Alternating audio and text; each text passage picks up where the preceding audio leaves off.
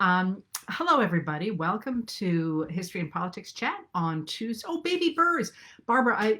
They could quite well be Phoebes. I always have Phoebes, and I love them. They're such sociable birds. They're messy as can be, but I love having them. Oh, it's so much fun to see everybody coming in from all over. It is spring here in Maine. It is absolutely gorgeous. The black flies have not arrived yet, which are going to drive us all inside, but the daffodils are up, and the forsythia is blooming, and the grass is starting to green up, and it's absolutely beautiful. Although that being said, I came in from my walk last night because I was so freaking cold. It's Maine after all.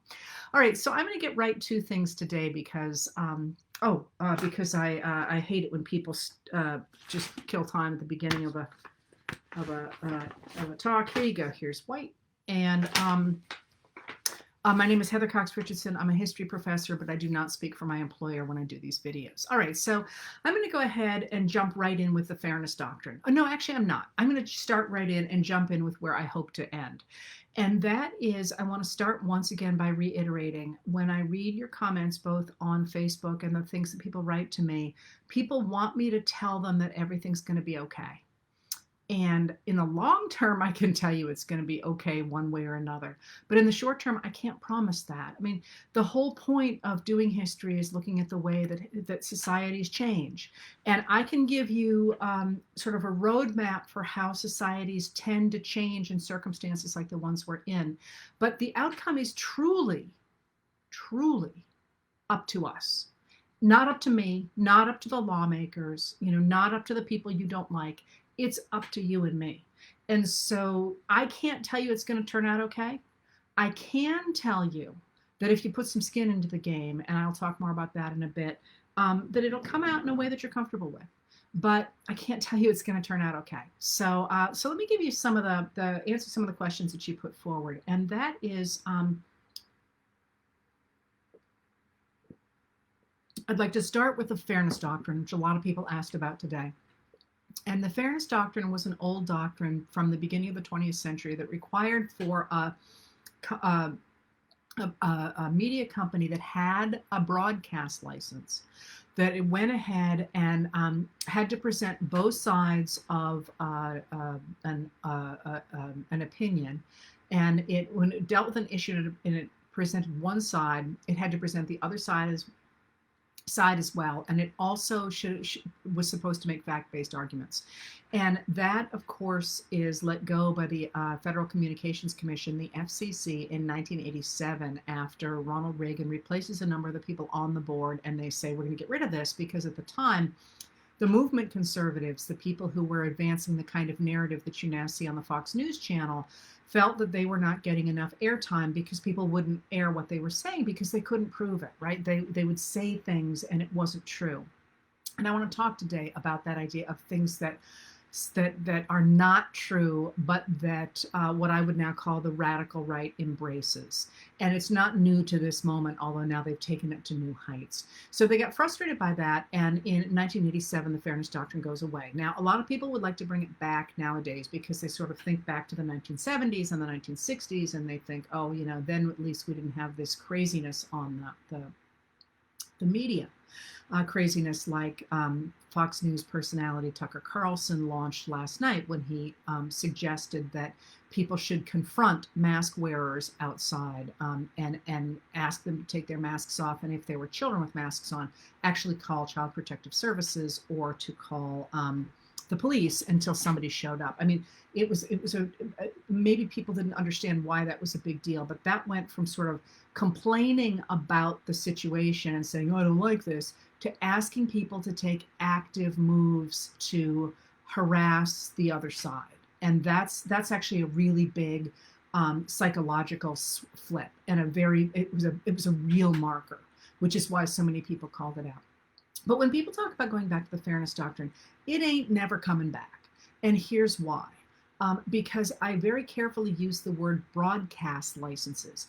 We don't get our media from broadcast licenses really any longer. We get through cable, through private channels, and through private industries. So now let's think about what that means. Like, if you are going to impose a doctrine on a private company as to what they can and can't say, first of all, you can't do that in America because of our Constitution, because of the First Amendment to the Constitution, which protects the right to free speech and protects the freedom of the press. So you couldn't do that anyway. But even if you could, let's get away from our laws. Let's think about what that looks like. If the government can tell you what it's okay to say, you're making a lot of assumptions there, right? That you're going to agree with the government. Now, I'm not suggesting that perhaps there wouldn't be some way for countries to do it. Certainly many other countries do seem to have systems that work for them. But what does that look like in America? Do you really want, if you are on the right, do you really want,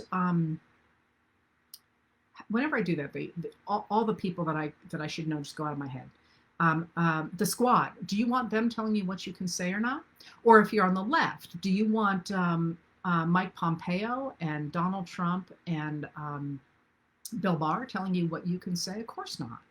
So that raises the question of the larger question. So I'm going to ask you to take another step back on the larger question of how do you, in fact, determine that the country doesn't go on a suicide mission because it protects free speech to the point that we allow people like Tucker Carlson to do the kind of crap that he's been doing. There are a number of legal ways, and there are certainly times in which people like Carlson have been sued for and I'm not going to say what they were sued for because there's a legal difference, and I don't remember, but the defense by the Fox News channel has been that nobody would consider what he says actual news, that it is opinion made interesting by hyperbole. And as recently as last summer, he won a lawsuit against Karen McDougal, who was suing him. She was, I don't actually remember the details of the case, but she was suing him for calling her something or saying that she had lied or something. I don't remember what, that she was doing something for money, I guess it was. And the judge who was appointed by Trump said, no, nobody in their right mind, and I'm paraphrasing, that's not an exact quote from the lawsuit, but you can Google it. It's McDougal. Well, I put it in a letter the other day, McDougal v. the Fox News channel, I believe. The judge agreed that nobody should believe that anything that Carlson says is true because he is an entertainer. Are you going to ask, again, now I can't think of a single comedian, but are you going to ask a comedian not to use hyperbole? I mean, that's the whole point of it. That guy who does the whole thing on Hot Pockets. I mean, oh, come on, right? So that has been the argument behind the Fox News channel. But here's the issue that we're in right now. How do you guarantee that your society does not, in fact, have a suicide pact because you can go ahead and spew this kind of crap? Well, we are in a new moment because in the past, you could rely on the marketplace of ideas, as it is said. Somebody throws out one idea, somebody throws out another idea, and people gravitate toward things that make sense. And human beings, for all that, the minute I say this, you're going to think of somebody and you're going to say, that's not true. Human beings are not dumb. They don't want to be lied to for the most part, and they tend to make good decisions. At least I believe so. That being said, we're in this new crazy moment because of the internet. And one of the things that happens when you get ideas is that the more often you hear something, the more inclined you are as a tribal human being, somebody who wants to be part of a group, to listen to that and to believe that. So one of the problems we have right now is the spread of news through social media, or of items, I shouldn't call them news, through social media, because people hear the same thing again and again, and it starts to sound right to them because they've heard it so many times, and that's because of the multiplier effect of this new technology. But then there's another problem within that, and the problem within that is that bad actors can use social media to amplify tiny little voices, minor voices who, back in the days when you literally had to publish a newspaper or stand on the street corner on a soapbox, that's why it's called being on your soapbox. Soap came in boxes, so you stood on the soapbox. That they wouldn't get any traction, but you could hear you hear the same thing again and again, amplified by these voices, and they start to get more traction than they ought to. Now, there's another layer to that as well, and that is that when and this, by the way, is a technique that that was weaponized by the Republican Party all the way back to Nixon. He actually got people to write to newspapers and say, "I'm supporting Nixon," but they were hired operatives. They weren't your neighbor, even though it seemed as if they were. So so the other problem that we have is that the algorithms for viewing and listening on social media now privilege outrage because that keeps people reading. It's kind of, there's actually a hormonal component to that.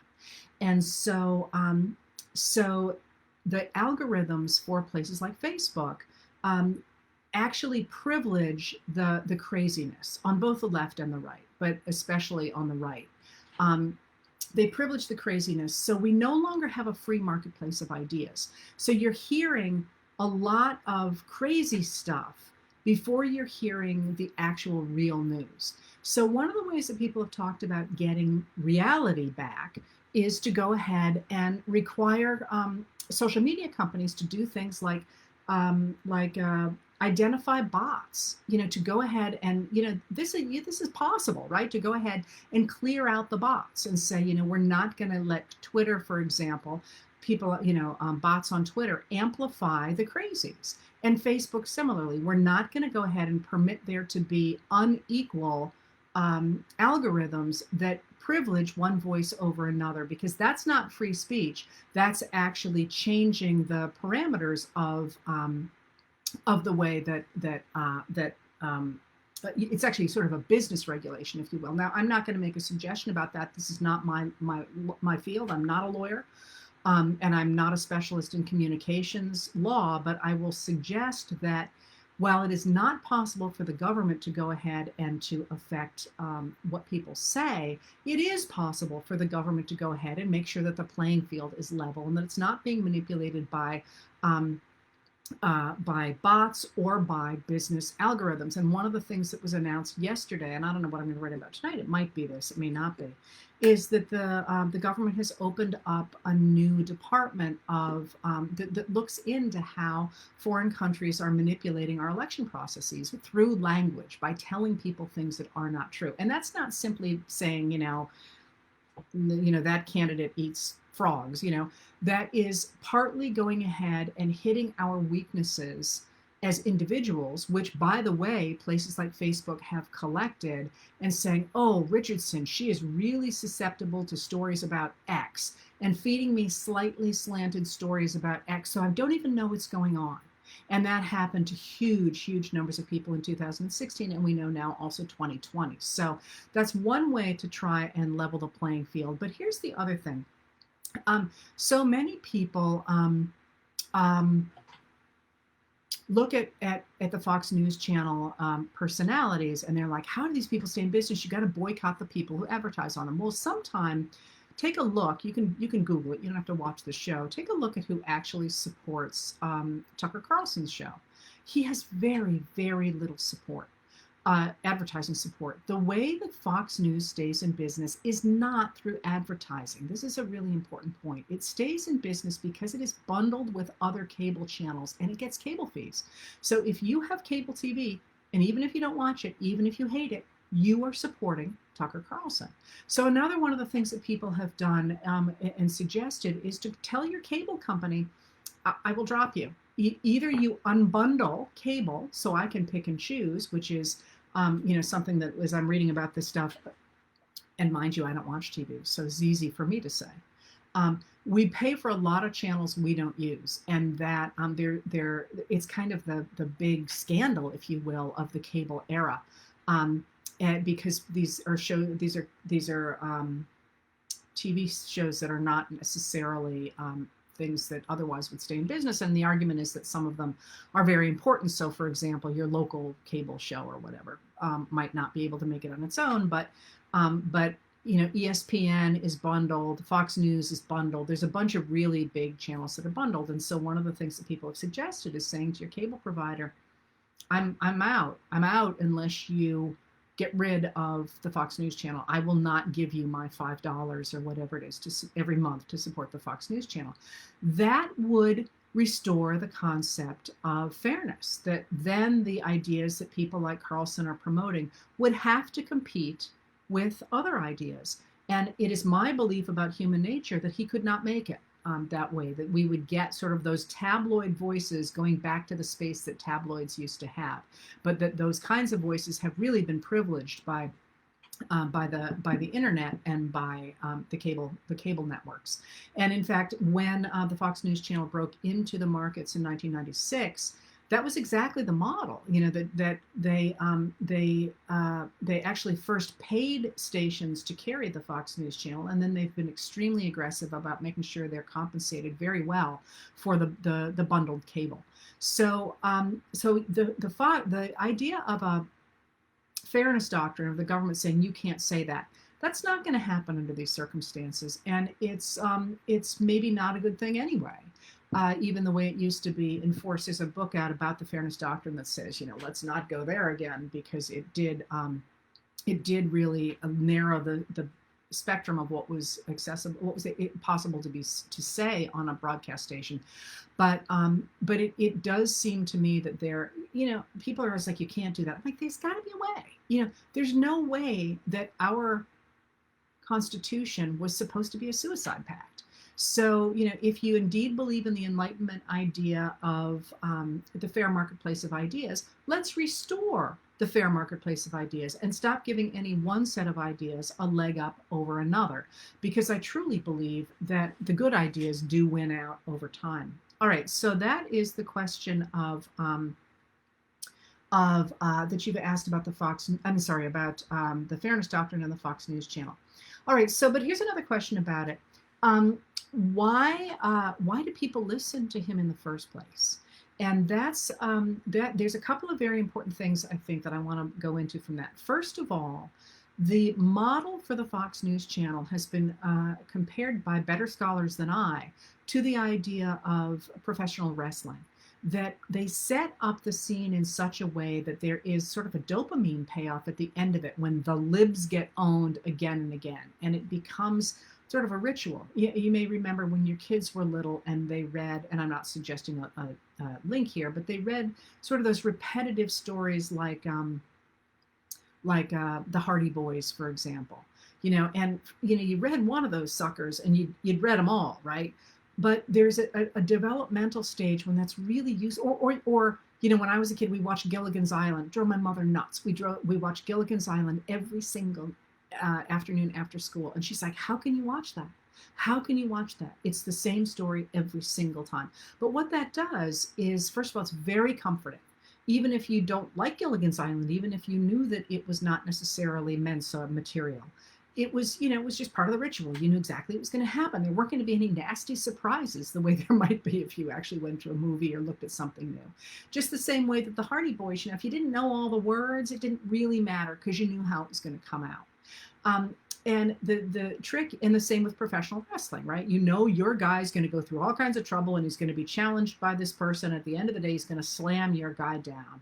And then similarly on the Fox News Channel. So there is this ritual pattern to it that does have a payoff at the end. But that has become enormously insidious, because what you are seeing now is different. It's different. It's escalated in the sense that it used to be back in 96 that or even before that, when Ronald Reagan used to say things like he had saved all these lives when he was a lifeguard. And all the other people who've been lifeguards on that beach are like, how come people always were drowning when you were on? Because you saved like 20 people a week and we never saved anybody. And the obvious implication is that Reagan was making that up. But it was sort of a harmless lie. And when he first begins to run for public office in California, journalists make fun of it because they're like, he's just making excrement, if you will, up. But now we have something different. And that is that the lies that people like Carlson are telling, or anybody on the right, they know their lies. I mean, this whole idea that Joe Biden was going to outlaw meat. I mean, oh, come on. Like this just doesn't even bear thinking about, right? I mean, just what would that even look like? But not only do media personalities begin to talk about that, and if you recall, if you saw, I wrote about this. There was a study done in 2020 about how different diets would affect the the production of methane gas. And this is, they suggested that this is one of the ways, right? And it had nothing to do with what's going on with the climate thing. It had nothing to do with Biden. He wasn't in office. It was a completely separate study. And they took this and they ran with it and said that Joe Biden was going to end up not letting people eat meat or something. But lawmakers started to say it too. Now, they knew it wasn't true. So what are they doing? And one of the things that was really interesting is yesterday, there was I think it was yesterday, I always lose track of time. There was a really wonderful thread and a blog post to go with it by Terry Canfield. And she was talking about the way that lies work in an authoritarian society. And this, I think, 100% rings true. Like, it's not, they know they're lying, but it's okay because they believe that it is a lie in the service to a greater truth. And this is the lie that people can hear and they can understand. And that is, I think, exactly what's going on here. The idea, for example, when as I've also written about, the right wing now is what I'll call them because I think they're radical extremists. I would love actually to do more. I've done a whole one of these series on what conservatism is and American conservatism. These people are not conservative. They're dangerous radicals. But I wrote the other night about the argument on the part of the right wing that the reason that so one of the things that is of interest here, of course, is that as soon as the Derek Chauvin trial ended, most Americans believed that that was a just outcome. The fact he was found guilty on all the counts on which he'd been charged, thought that was, a fair outcome to my mind, in the realm of no-brainer. And I almost never say something ahead of time, and I've said this here before about what happened, but I could make many arguments about many cases that were tried in the media that I thought were wrong, but that one, I just didn't know how you could look away from that extraordinary video that young woman took, the girl took, and come up with any other conclusion. Anyway, immediately after the Chauvin decision, most Americans thought it was fair. The Fox News Channel and OAnon and other right-wing media then started hammering on the idea of violence on the part of Black Lives Matter. And where they came out was with the idea that because Black Lives Matter protesters were so dangerous, it justified police overreaction. But that's not true. In fact, there's been a very thorough study done by The Guardian that says, yeah, there were a lot of arrests at Black Lives Matter protests, but almost none of them, there were charges that came from. And some of those charges were actually written up by police officers who weren't there. And when I say most were dismissed, I'm talking 95%. Between 90 and 100%. So 95% of them are dismissed. So the idea that the Black Lives Matter protesters were somehow inspiring such fear among police officers that they had to do things like Derek Chauvin did to Mr. Floyd, it's not true. But in the scheme of the larger truth that people who made that argument are trying to advance, it does service to their truth, which is that Black Americans are dangerous and need to be policed, and it's okay to kill them. That's a larger truth, and it's an unbelievably dangerous truth. And this is a new place we're in, and a very dangerous place. And that's so that's the other thing that's going on with why people listen to what is obviously wrong, what is obviously degrading, is because they know it's not true, a lot of them, but they believe in the larger mission. It's an illustration for the larger mission. And this is, people who study authoritarian regimes recognize that this is a very similar pattern. All right, so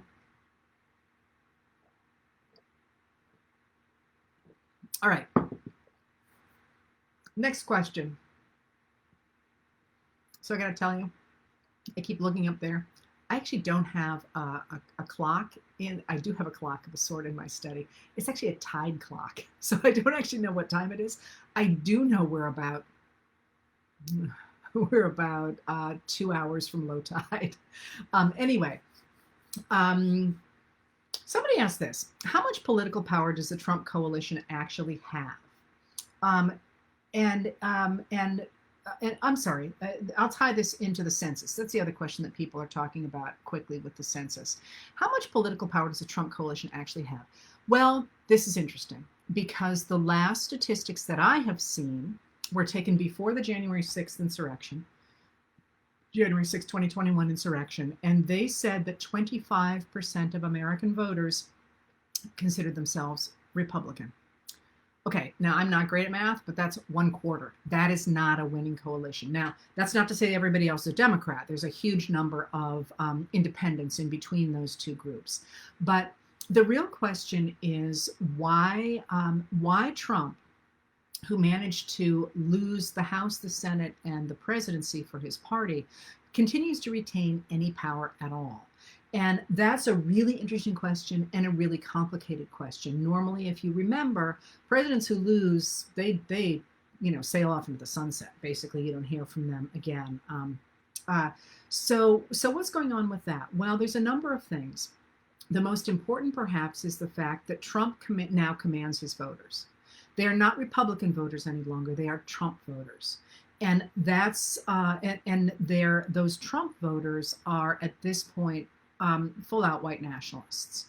And the Republican Party itself has a problem because the business Republicans, and I've written about this a lot, wedded the social conservatives, the racists, and the sexists back in the 1980s to go ahead, starting in 79, to go ahead and make a winning coalition with the idea that they would always control those people. Now those are the people in control.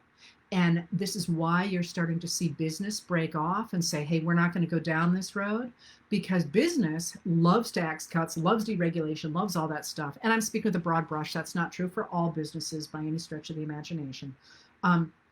But they like those things, but at the same time, they recognize that, first of all, their consumers, the people who buy their products, are people of color and women and Democrats, among other things. They're the other 75% of the population.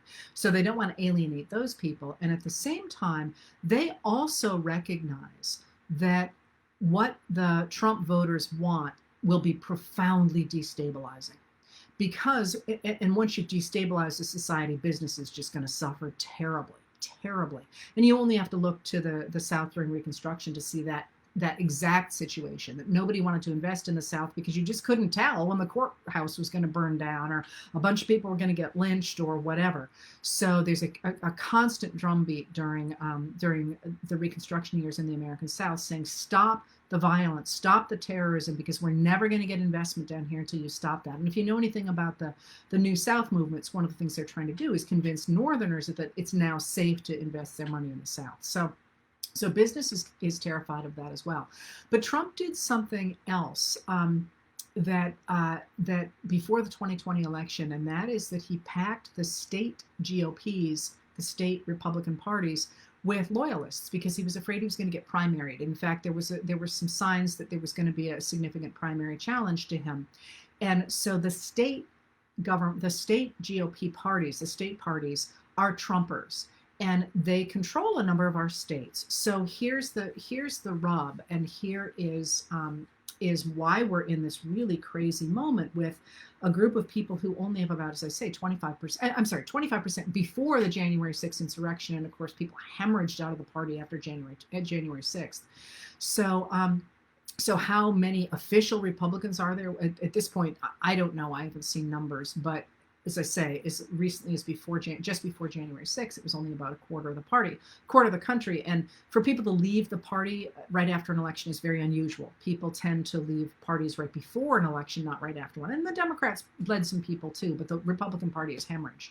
But so here's the problem. That Trump base, and I would add the what I'm now calling business Republicans, as you know, are all part of this faction that took over the Republican Party in the 1990s, these movement conservatives. They don't believe in an activist government. They don't believe in a government that regulates business or provides a basic social safety net or promotes infrastructure. They want to take us back to the 1920s, back before we got the modern American government.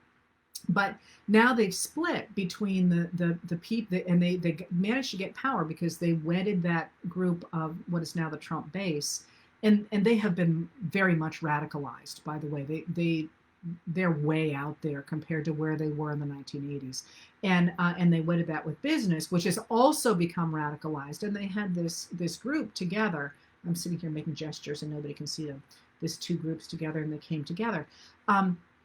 But now they've got a problem because neither group wants to compromise. The whole point was they weren't going to raise taxes for anything. They were going to try and get rid of all kinds of taxes. They were going to try and get rid of the federal government, get rid of regulation, get rid of all those things. And now the problem is, what are they going to do? I mean, when people talk about Biden working with the Republicans, Biden's done something really, really smart because, in fact, the things that have gone through Congress, the American Rescue Plan was popular with 77% of Americans. Well, that includes, Republicans as well as everybody else. It doesn't include Republican lawmakers. Republican lawmakers are now way out there. So what Biden is trying to do is to go, I think, I have no inside information here, but he's doing an end run around the official Republican Party to say, hey, you want roads? You want your kids to be fed over the summer? You want the fact that the miners in West Virginia came out behind the new climate plan. That's, people complain about Joe Manchin, but that was Joe Manchin's doing. He's saying, this is what a government can do. And this is what you've been told since 1980 it can't do. And look where you are. Your economy has collapsed. You're way behind where you were economically in 1979. And we just had a pandemic that killed Americans at a higher rate than in almost any other country. So let's try this for a change. So here's the problem then for the Republicans. They have locked up certain state governments by being two generations of people feeding on the Fox News channel, by virtue of the fact that they're Trump loyalists are in position, but they know they can't continue to run everything because they're in such a minority. So there's two ways for this to resolve itself, and you can see them playing out right at this minute, which is one of the reasons that I stay up till 3:30 in the morning writing.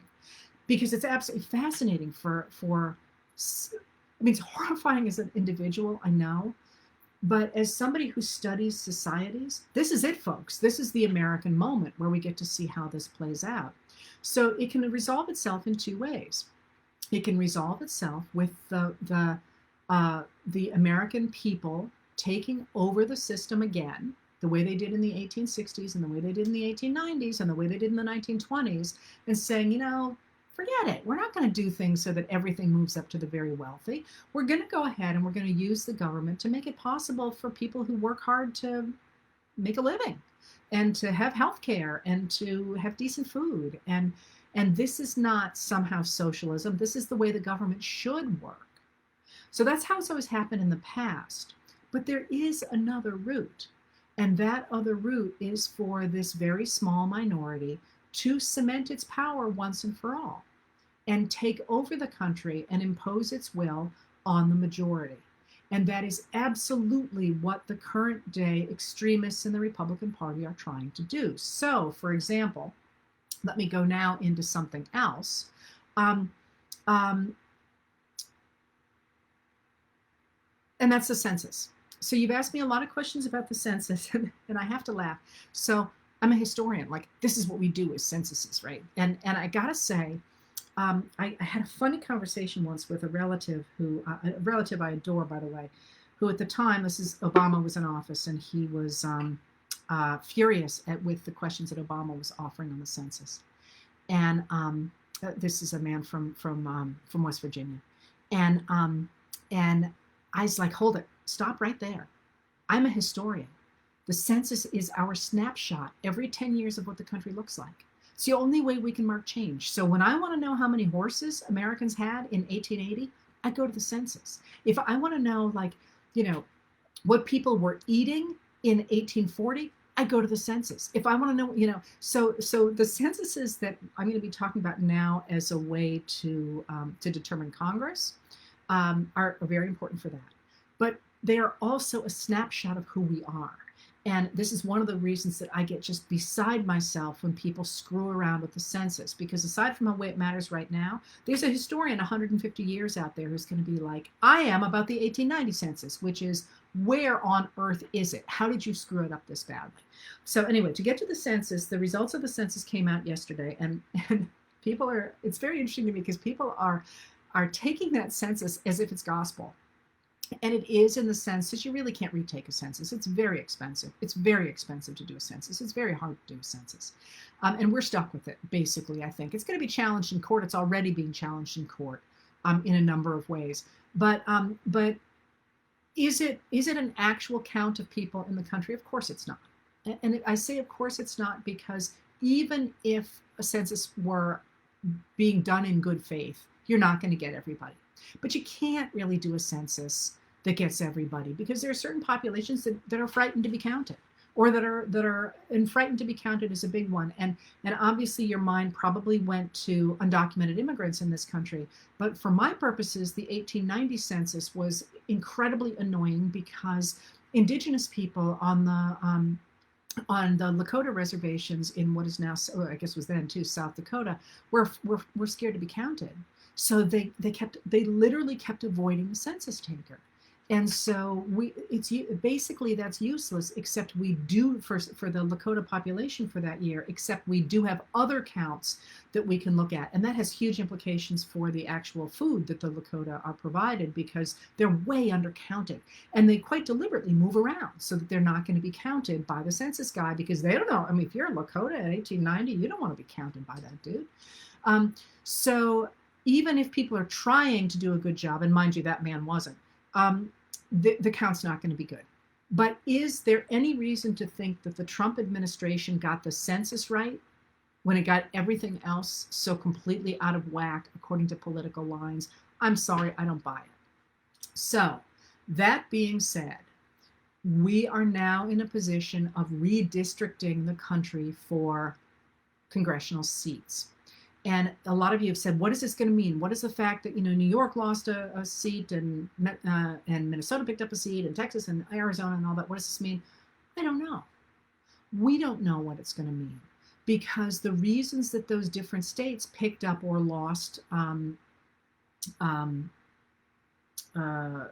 inhabitants is because people are moving around.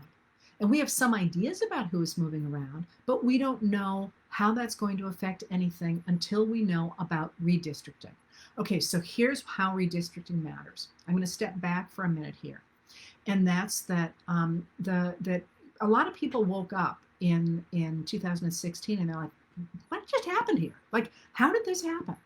And the trick was to look a long way back, of course, which is what people like me do, but to look back to 2010. Because in 2010, Republican operatives got a really good idea.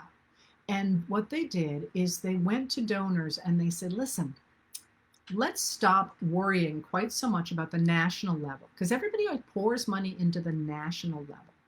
But instead, let's take a look at state legislatures, because state legislatures are really quite cheap to buy. In the sense that, if you're going to have flyers for state legislators, they're not that expensive. It's not like you're buying, time at the Super Bowl to elect somebody in North Carolina. You're putting flyers in boxes and you're having a few town halls. It's cheap in the scheme of things. Not cheap to you and me, but cheap to somebody who's got very deep pockets. So why don't we go ahead and make sure that we get control of state legislatures in 2010? Because if we get control of the state legislatures, we're going to be able to go ahead, manage the redistricting, we're going to gerrymander it, and the Republicans will be absolutely in control of these states. And they did it, and it worked. It was called Operation Red Map, and if anybody is interested in reading about it, there's a great book on it by a man named David Daley. He's a friend of mine, disclosure. He used to be my editor many years ago when I had a column in a newspaper. And he wrote a book, and it is, I'm sorry, I try not to, the term that the Republican operatives since Nixon used for screwing over your opponents was called rat effing. So the book is called Rat Effed. And it's the story of how they went ahead and did this. And it worked. So they got control of a number of states: North Carolina, Wisconsin, Kansas. I'm sorry, like it's there in the middle of the country. I know it, Kansas, but a whole bunch of states. And once they had control, Republicans had firm control of those legislatures, they went ahead and they redistricted those states in such a way that Democrats virtually could not win them, which is how Kansas and North Carolina and Wisconsin especially have ended up where they are, is because of this redistricting. So already the question of redistricting, the minute those numbers came out yesterday, 3 lawsuits have already been filed over the redistricting of certain states, with the idea that the courts, I'm sorry, I shouldn't have said Supreme Court immediately, that the courts need to protect the idea of one person, one vote, which has been established by previous Supreme Court law. So, so the real question is less, is the redistricting, and it's less what happened with the counting, because we don't know. I mean, I don't know. I'm sure there are people who do, but I haven't looked at the numbers yet. It's only been 24 hours. A little over 24 hours since the numbers came out. And, what does it mean that Texas picked up 1 but not 2 seats? Now, but here's the other question that people have asked about with this census, and that is that, as I've harped on before here, in 1929, Congress limited the number of seats in Congress, so that that has severely affected more populous states. If in fact we still had the number of states that the founders set, the number of representatives per population that the founders wanted, which was 1 for every 30,000, we would have, I believe it's more than 11,000 people in the House of Representatives. And so, so one of the things that's weird about our system now are, there are 2 things. One is that this limit means that populous states are badly underrepresented in Congress, and also it means that rather than having your Congress critter be able to answer to only 30,000 or however many we pick, people, that most Congress people have, I think the average number of constituents a congressperson has right now is 761,000, which is kind of crazy. I talked about this, I guess, last week. They can't really handle that volume of needs. As somebody said the other day, I said, you want your Congress critter to be able to respond, and I gave an example of if a company is cheating you and you can't get any respite, you go to your Congress critter. And somebody else said, or if you get sick overseas, your congressperson can be really helpful in working with the embassy and trying to get you home. And they do that. That's part of constituent services. And by the way, people like Lisa Murkowski in Alaska and Joe Manchin in West Virginia are famous for how good they are with their constituents. And Lisa Murkowski won in a write-in ballot once. Her constituents like her so much. So, so in terms of the census, that's one of the things that's going on. That the issue is less the census, although that has a lot to do, of course, with how federal money is allocated, but it also has a lot to do with how those state legislatures are now going to redistrict, and whether or not fair redistricting can be protected in the courts. Now, here's another piece of that, though, and that is that the courts.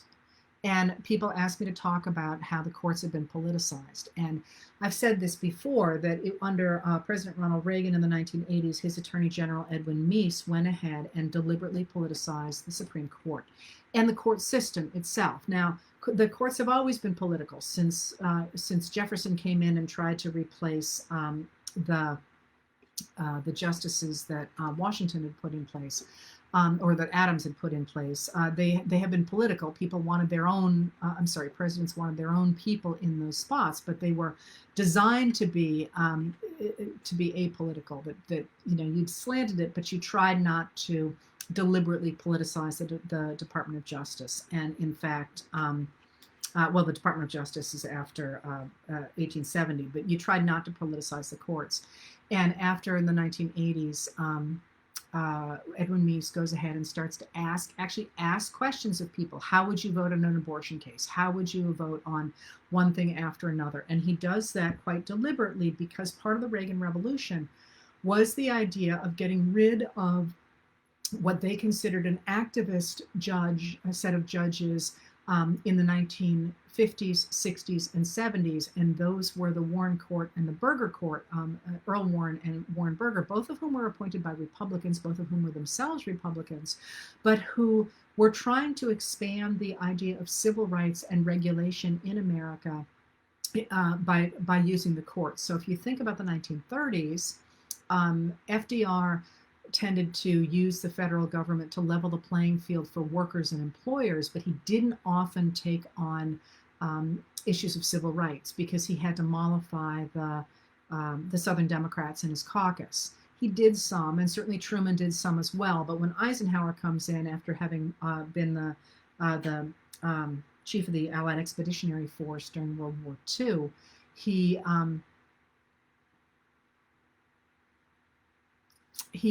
went ahead and insisted on using the courts to try and level the racial playing field in America. And later on, the Burger Court's going to talk about the sex playing field by making sure that women can have reproductive rights. But what those judges did under Earl Warren, and he wasn't the first, it's actually pioneered before he gets into place by people like Thurgood Marshall, a great jurist as well, a better jurist than Earl Warren, but Earl Warren was much more a politician, but he had literally been the governor of California. But what they did essentially, and this is my way of thinking about it, is they took a look at state laws that were discriminating in housing and in marriage and in segregating different populations, brown as well as black. One of their first important cases is actually on Hispanics sitting on juries. But what they do is they take a look at this and they say the state laws are discriminating against certain Americans. They're basically setting up a two-tier justice system. How do we stop this from happening? They take a look at the 14th Amendment to the Constitution, and essentially they reach through the 14th Amendment to pick up the first 10 amendments to the Constitution, the Bill of Rights, and they pull them forward and they apply them to the states. Until then, the Bill of Rights had applied mostly to the federal government, not to the state governments. They pull them forward and say, whoops, you can't go ahead and discriminate against brown people in your state because of the Due Process Clause or the Equal Protection Clause of the 14th Amendment. So they pass all this, they make all these decisions where they say, no, you can't redline housing. No, you can't say that black people and white people can't get married. No, you can't do this. No, you can't do that. Yes, we have to protect rights for women, for African Americans. But the people who are against civil rights and who are against business regulation, they also protect that as well. Begin to say this is activism. These are unelected judges changing the law. And this is where you get the idea of judicial activism. And one of the things that the Reagan Revolution is designed to do is to say, no, the courts can't do that. The federal courts need to leave state laws alone. They need to leave the states alone. So when they start talking about originalism, they are talking about going back before this period and going back to the period when the judges simply worried about federal law and about the things that are in the Constitution that they should worry about at the federal level. And so if you think about the fight over Robert Bork, for example, who had been the person to deliver the news to Archibald Cox during the Saturday Night Massacre after Elliot Richardson, who was Nixon's 50 gazillionth, attorney general. He was quite down there, I think third, maybe fourth. He'd said, I'm not going to fire the special prosecutor. And he resigned, his deputy resigned. Bork was the third in line. Bork went ahead, delivered the news. But Bork was so viciously attacked because he was saying, I am an originalist. I'm going to get rid of this legislation because I don't believe it is constitutional. So the question is, will the Supreme Court now, which is overwhelmingly originalists at this point, or people who adhere to an earlier definition of legal scholarship. And by the way, originalism is now split into 4 branches. So I'm sure there is some lawyer listening to me going, how can you call that originalism? I'm not being that specific here. The question is, will they go ahead and uphold the idea that the federal government can step into these state issues? And there's some very worrying signs that they do not believe that they can. There is, to my mind, a very deep intellectual problem with both saying that the states get to decide and not protecting universal suffrage. I think you can say states can decide these things if you then say everybody can vote. With possibly limits, age limits, but otherwise, I don't see how that isn't, personally. It's an intellectual issue I've been working on all year. I personally don't see how that isn't simply a recipe for white supremacy, unless you couple it with universal suffrage. So I just think there's a real intellectual problem there, and I've been working on it for a while. Anyway, so that's the question with this redistricting. Will the courts say, nah, you really can't, you can't continue to gerrymander the way you've been doing? That being said, now let's go on to the next topic. You people have asked about H.R. 1, or Senate 1, which is a very long bill designed to protect voter rights so that people can vote. Quick aside here, somebody asked me to explain how IDs discriminate, and the trick there is which IDs. So for example, in a certain state, I'm not going to say it in case I get it wrong, you can use your hunting and fishing license as an ID to vote, but not your student ID. You've just picked your population, right? Similarly, some states say you need, your legal name needs to match the name on the registry, the voter registry. No brainer, right? Except who changes their names in our society? Women. And it's hard to change your name in certain states. It's expensive, it takes time, and so that cuts women out of the vote. So that's how voter IDs work. There has been discussion of getting a national voter ID. We had that discussion in the 1990s, and it was actually people on the right who did not want the federal government to be issuing national IDs. I got no problem at all with a national ID, frankly. I think it makes a lot of sense. Anyway, that's a different discussion. Anyway, so to go back to H.R. 1, it protects everybody's right to vote. It goes ahead and stops gerrymandering. And crucially, here's the other piece. It stops, it overrides Citizens United, which was the Supreme Court decision that said that corporations had the right to free speech. So they could put as much money as they wanted to, not behind individual candidates. That is still has borders around it, but but for things that for certain causes. But of course, they advertise for causes that a certain candidate supports, and there's been a lot of bleeding in between those two things. So that's what H.R. 1 would do. Now people are saying, is there any hope for H.R. 1 to pass, or Senate 1, depending on which way it comes through? Sure. You know, put pressure on your Congress people, put pressure on companies to say, we want this law to go through. At the end of the day, we are still at this moment a democracy, and we get to make those calls. So don't say, will they do it? Make them do it. You know, and I don't mean in any violent way or anything. Change the conversation.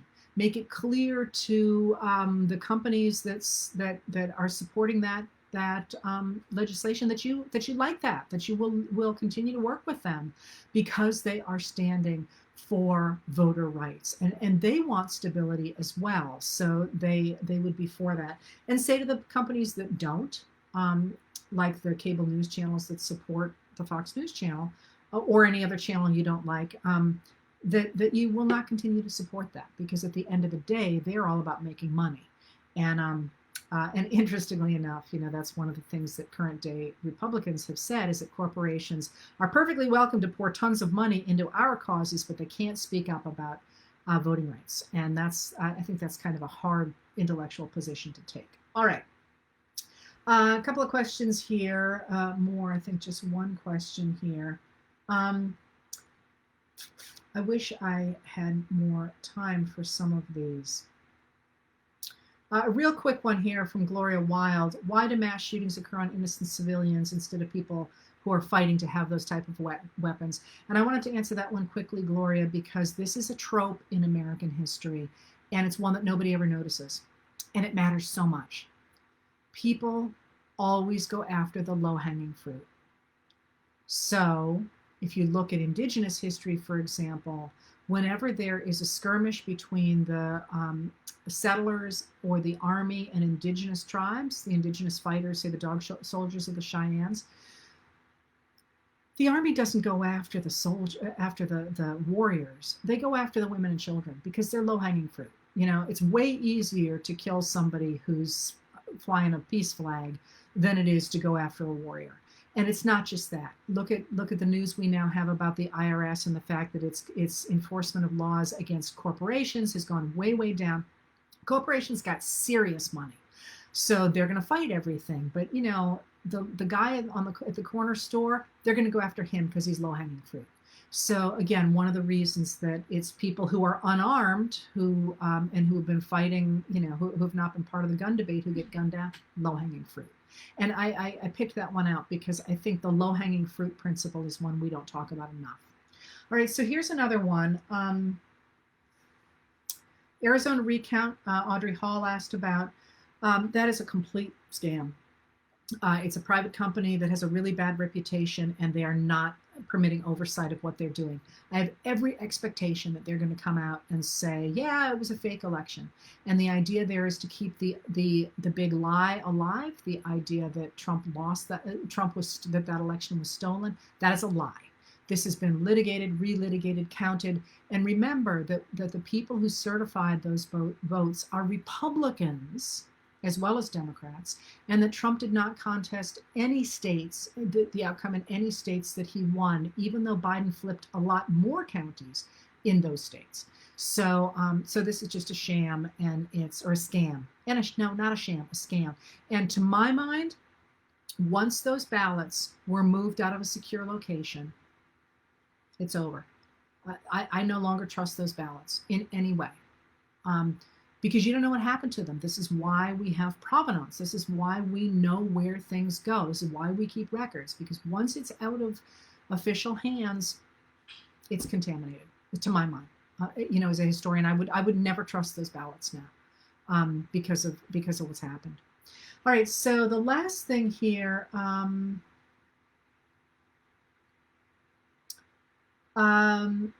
this wasn't where I was going to go, but I've covered a lot here.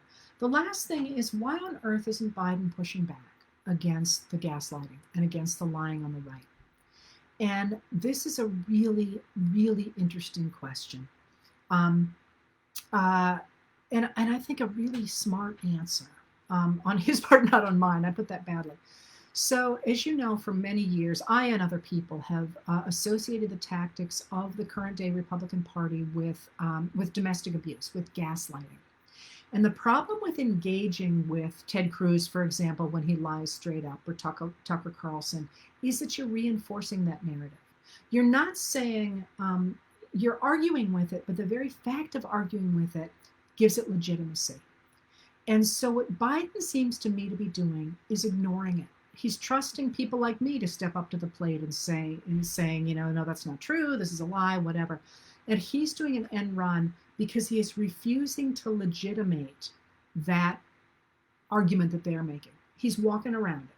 He's saying, you know what? You say government is terrible. You say it doesn't do, you know, does all this stuff. You say I'm not letting people eat meat. You're doing other. And by the way, Jen Psaki is doing a brilliant job, the press secretary. But he's saying, I'm going to prove to you that a democratic government works. And I'm going to prove to people around the world that America can do this.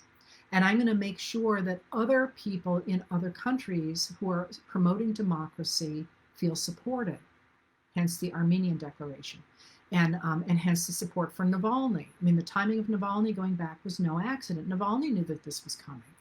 I assume he did. If he didn't, he was extraordinarily lucky, and he seems to me to be smarter than lucky, let me tell you. So what he's doing is I feel like he is saying, this is it. This is our last gasp to make a push and to put America back into its full world standing as a democratic leader. And a friend of mine, who I will not name here because she hasn't given me permission to do so, points out that when Trump pulled America off the world stage, nobody else really stepped in. Angela Merkel tried to, and but China and Russia really didn't. They basically stood back and let chaos happen. And Biden seems to be stepping back into the role that America used to have, with some very important distinctions. He's saying we're not going to be involved militarily any longer. It's too expensive and it's not getting us anywhere. We're going to be involved with sanctions. We're going to be involved with ideology, and we're going to be involved by encouraging the development of democracy. And what he has done with the American response to COVID-19 is not just about that disease. What he has done is he has demonstrated to Americans and to the world the difference between an autocracy, the kind of thing that Trump was trying to set up, which was just by any measure a complete disaster. And now, of course, we're looking at what's happening in Brazil under Bolsonaro and in India under Modi, both of whom were taking courses that Trump would have taken had he been reelected. That is, let the disease run rampant with the new variants that are killing people at just truly horrific rates. Imagine if that were America. And let me tell you, I imagine that every day. And every day I thank God that Trump wasn't reelected, because that would be us. And instead, I'm sitting here fully vaccinated. What Biden did with his COVID response is he said, look at how things used to be. Now look what I have done. And what he did with that extraordinary rollout of the response to coronavirus, so that we went from not having any vaccines to being able to give them away now, the AstraZeneca that we're not using because it hasn't been approved yet. What he's done is he says government can work. If people want government to work, and if they're behind it, and if they participate, and if they volunteer, and if they believe in it, it can work. And the next stage of that is to go ahead and say, we're facing a climate crisis.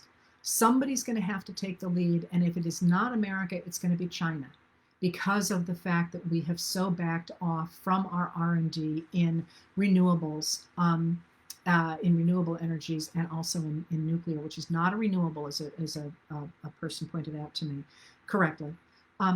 Now he's saying, let's apply that to the next stage. And just as we have managed to get people back to work with the way we responded to coronavirus, let's make it happen on a bigger scale with a response to the climate crisis. And so I don't think he's bothering with the Tucker Carlsons of the world, because he's saying, let's leave you in the dust. Because otherwise we're going to be stuck fighting the same battles we've been fighting since the 1980s, and look where it's gotten us. Instead, I'm going to launch off in a new direction, and let's see if it catches fire. So, which again is just by the way, is not something I personally expected to see out of Joe Biden. I'm as surprised as anybody is. So once again, let me end with where I started. You want me to tell you it's going to be okay, and I can't do that. But I obviously don't believe it's hopeless. People keep saying to me, like, do you think it's over? I'm very concerned about what the right is doing. But do I think that the hope is over? No. Believe me, I wouldn't be staying up till 3:30 in the morning for fun. I think we can do this. And I think if we do it, what we will do is the same thing that the Americans did in the 1870s and the 2000 aughts and the 1930s and 40s.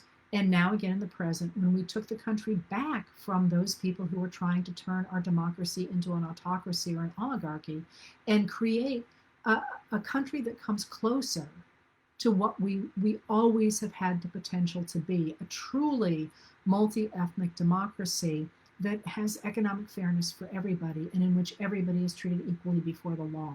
So I can't promise you how it's going to come out, but yeah, I've got hope. Thank you for being here. I'll be back, I guess, Thursday with talking about history. And I say that flippantly because I'm not entirely sure today isn't Thursday, but if today isn't Thursday, I will be back Thursday. And I'll see you tonight. And thank you for being here.